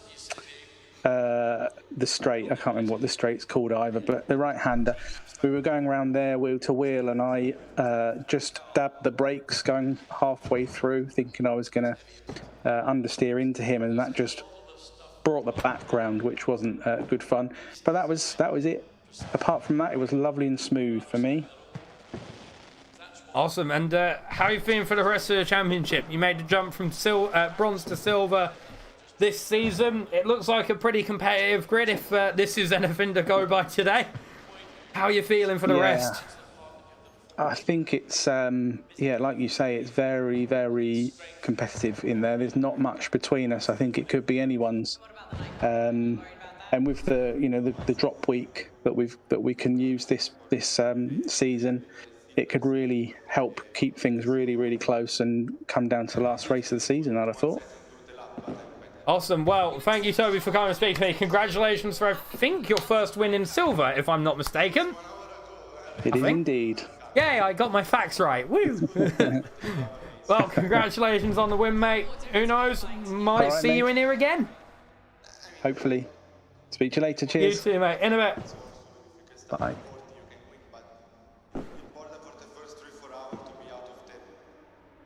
So that was Toby Long who came through to take the win of Silver Class, his first win of the season, his first win in Silver Class. And so I'm just having fun panning the camera around Spa, to be fair. Looking at the rest of the cars in the pit lane. Ooh. Look, there's a medical service centre. But from myself and everyone here at Racing Pals, the Discord link is down in the description if you would like to join for the RP Series. Currently, the grid is full. However, some drivers may be moved off as a second race. If some drivers haven't shown, as stated in the rules, they may be moved off to make room for other people. Until then, from myself and a very overcast Spa, and everyone at Racing Pals, thank you and goodbye.